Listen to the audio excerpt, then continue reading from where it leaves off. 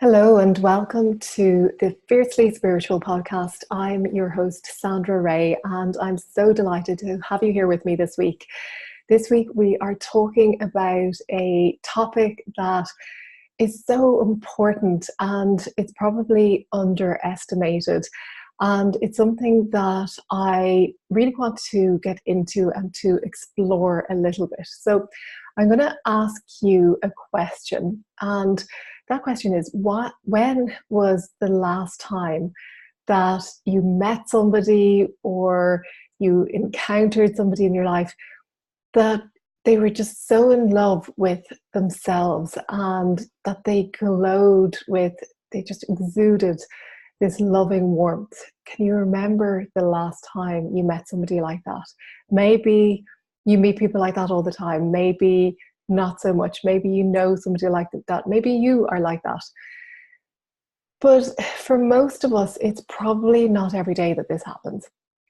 In fact, it's probably something that you associate with being a negative trait. A lot of people, they'll talk about people who seem to be in love with themselves and say, oh, isn't she so in love with herself? Now, of course, there is an element of ego and being egotistical, and that's not what I'm talking about. I'm talking about loving yourself unconditionally. And it's not about being vain or self-obsessed or delusional. It's just loving every aspect of yourself, even the seeming negative parts. Not that there's anything negative, but things that you might call negative. So why is it that we're so hard on ourselves? Why do we find it difficult to love ourselves? Why do we find it easier to point out our flaws instead of our perfections? And perhaps it's because we're brought up to be a certain way. We're taught that you have to get things right. You have to do well in your exams. You have to do things right the first time around. You can't make mistakes. You can't fail. And we're kind of conditioned to believe that failure or mistakes are a bad thing. And we're just striving all the time to be better and to do better and act better. And at the end of the day, it's never enough. We never reach that goal or the end line where suddenly we're like, oh, well, now I'm perfect and now I can stop efforting. That day doesn't come. And we find, at school, first of all, trying to get the exams, then trying to get a place in university or college, then trying to get the job, then buying the car, the house, the family, all the other things that come along, and always trying to get it right and trying to strive towards the next thing. And even if growing up your parents loved you unconditionally and embraced you just as you were and never told you to be different or do anything differently, society still pours this message on us of being better and doing better. And it's like all the advertising shows these pictures of seemingly perfect people who are flawless, and we're just bombarded by TV and social media and billboards and magazines with all of these touched up photos and these images of a life that we seem to think that we have to aspire to. But at the end of the day, a lot of those photos are just trying to sell you something. So we're being shown images of something that we believe to be better, but really, is it really better? Are we really going to be happier when we attain all these things? And the answer is most likely no, because if you're not happy now, nothing you can buy is going to make you happy. Nothing you can do is going to make you happy. You have to choose to be happy. There's never enough things that you can get that will make you happy. There's always some other ceiling to attain to. And to be honest, it's exhausting. So I want you to think about how you might be doing this in your life, how you might be trying all the time to be better, to attain to more, to be perfect, to have the perfect life, and just question, why is it that you're doing it? Why are you trying to always be more and do more and have more? Is it because you'll eventually be happier? Or is it just through conditioning that you believe that that's the way to be happy and you don't know any other way? So if you can answer that question, most likely the answer that you'll come up with is because of conditioning, you feel that you need to keep buying more and attaining to more and doing more. And it's not saying that buying things is bad or attaining to something is bad. It's when you do so out of a place of fear and lack, which is where most of us come from, that it's not the most positive way to live your life. If you are completely happy with the way you are, if you are happy with your life, if you are happy with yourself, now, of course, there's always greater levels of happiness that we can reach, but if you are happy where you are at the moment, and then you think, well, I would like to have a promotion in work, or I would like to have a new job, but coming from a place of happiness and joy, then it's like a positive change, because you only bring and attract more happiness and joy to you. If you're doing it from a place of fear and lack and dissatisfaction, then you will bring to you more fear and lack and dissatisfaction in your next job or your next car or whatever it is that you're looking to achieve. So there is another way. There's a more fulfilling, supportive, loving way to live. And truth be told, it's probably not another way. It is the only way. And I don't want to say the only way, because everybody has their own path. But for me, this is so powerful, and it brings about wonders in your life when you begin to embrace yourself, when you begin to start living your life with self-compassion. It is a gift that opens up doors to yourself, to others, to just living life to the full. And you'll realize that it's the most important gift that you can give to yourself. And it's such a subtle discipline, but it's so impactful. It's like when you start exercising self-compassion, you begin to realize just how hard you've been on yourself, just how much you've been putting yourself down, you've been judging yourself, you've been blaming yourself, and all of these heavy emotions don't do you any good. And it's funny, because at the start of autumn, I remember I was sitting eating breakfast with my family, and as we were sitting there, I was looking out at the trees and the changing of colours, and I always loved the autumn colours, but as I was sitting there, I was started thinking about the darker days and winter, and really started just almost missing the longer days of summer and the brightness and the warmth. And I started thinking, oh, well, am I going to be able to get through the winter without the long days and the heat and the warmth? And then I kind of caught myself thinking these thoughts, and I thought, okay, well, I can be grateful for so much. I have so much to be grateful for. And I started counting all the blessings in my life. But what I realized was that if I have thoughts of, well, maybe the winter will be a bit dark, or maybe it'll be a bit dull, that's okay to have those thoughts, because what I would usually do is to judge myself for having them and think, oh, I shouldn't be having those thoughts. I'm meant to be a spiritual teacher. I should be having positive, loving thoughts all the time. So first of all, I realized, okay, I'm not going to judge myself for having those thoughts. I'm going to embrace that there's a part of me that is maybe lamenting the summer being over, and that's okay. I'm going to embrace that part of me. And the other side of it was that certain thoughts like that will enter your mind, and that's okay. It's when we start getting down on ourselves and start judging ourselves for having the thoughts, start judging the thoughts and start wallowing in them, that's when it becomes a downward cycle. So of course, picking gratitude and choosing gratitude is a beautiful way to live your life, but it's beautiful just to embrace all aspects of you the way you are. And when you notice, then you can make a choice. You can decide, okay, well, I notice that I'm thinking this way. Do I really want to continue along it? I love myself for everything. I love myself for noticing these thoughts. I love myself for all aspects of me. But I'm just going to choose which aspects am I really going to nurture a little bit more. And I'm going to nurture that side of me that maybe feels a little bit despondent. I'm going to nurture the side of me that maybe is in need of a little bit more love.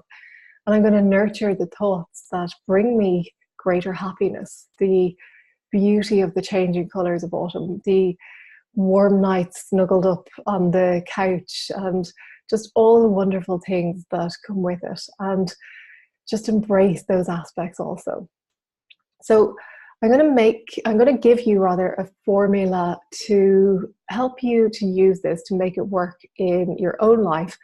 And it's something that I think will really help you to apply this. So as I said, the first step is to become aware every time you start to judge yourself, every time you start to get down on yourself, anytime you start to blame yourself, just to become aware of what you're doing. So if you start thinking thoughts of I'm not good enough, or I'm overweight, or I talk too much, or I'm always late, or anything that isn't a loving thought, just embracing yourself for who you are, not judging those thoughts, but just becoming aware of them, becoming aware without judgment, and knowing that you have choice.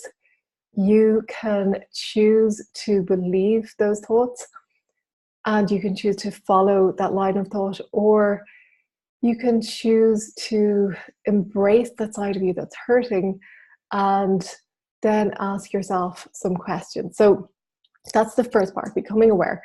The second part is to begin to ask those questions. So allow the thought without judgment, and then ask yourself, is this true? So this is really important. And there's a Sufi saying that goes, before you speak, let your words pass through 3 gates. Is it true? Is it necessary? And is it kind?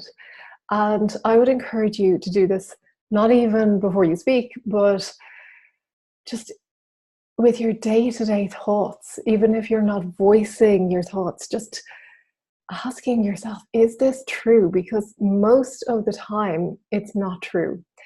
And when you apply this to your thoughts, when you apply this to yourself first, then you can go on to start applying it to other people in your life.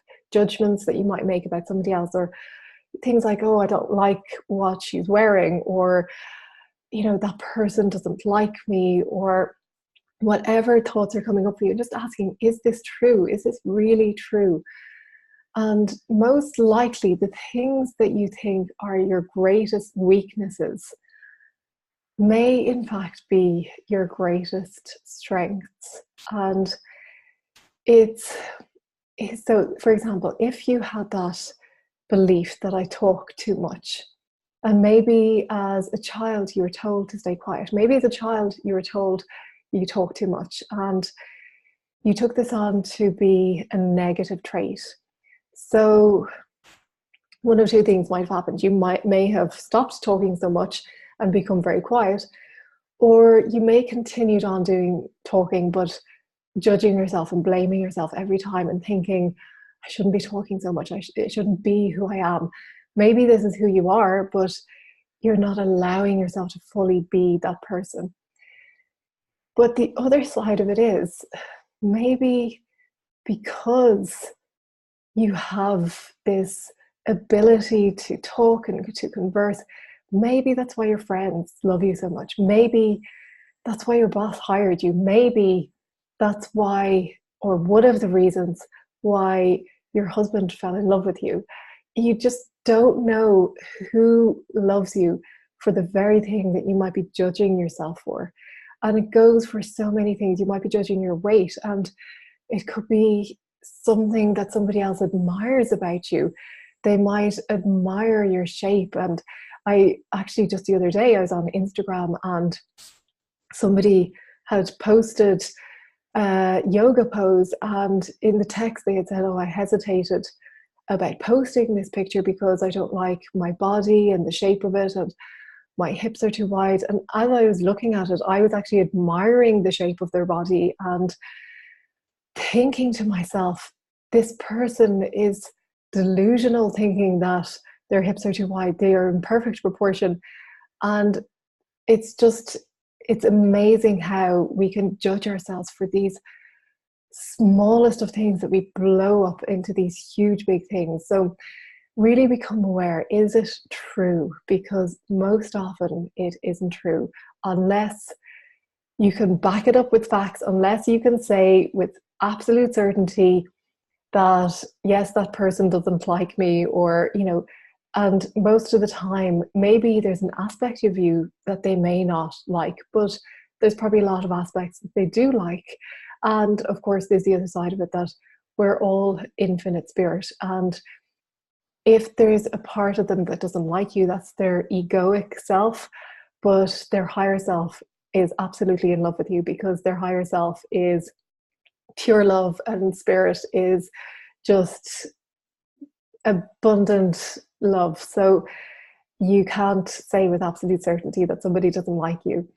So part 3 of this is then, once you have become aware and release judgment, and then asking yourself, is this true? Part 3 is to just focus on 10 things that you're grateful for about whatever it is that came up for you. So if it was, we'll use the example of I talk too much. If you're thinking, oh, I really should shut up. I keep saying these things, or keep coming out with these things, and I should just be quiet and not say them. Maybe you can start being grateful for the ability to spark conversation with everyone you meet, or the ability to express yourself in this way. And you can be grateful for all the wonderful conversations that you've had in your life, and be grateful that you could maybe keep talking in that meeting where the slides didn't work and you had to fill 10 minutes. And you get the picture, just being grateful for everything about talking and what that brings and how it enhances your life in so many ways. And then just feeling that gratitude as much as possible within your body, allowing yourself to feel it, and just sitting in that gratitude, just sitting with it and allowing it. And when you start doing this, when you start turning judgment and blame and all of these emotions upside down, when you start turning them into gratitude, then you set yourself free, because you accept yourself in a way that you never thought possible, and in such a deep, profound way. And you start to become more and more in love with yourself. And as a consequence, then other people start loving you more and more. And it just keeps on going. There's no end to it. And there's just so much to be thankful for in your life. And you realize that everything that you thought was a bad thing is in fact a blessing. And what happens is, when you start doing this consistently, each time you become aware of painful thoughts about yourself, you will find that those painful thoughts become less and less, and the feelings and thoughts of gratitude become more and more. And that's when everyone loves you more and more. You love yourself more and more, because you're exuding that love from every part of your being, every atom of your being. And people can't help but love you. You can't help but love yourself when you're in that state. And that's how you embrace yourself. And that's how you live a life of peace and joy, and find deep inner peace. So I hope this helped you in some way. I hope you enjoyed this episode, and I will see you next week for next week's episode. See you then. Bye bye.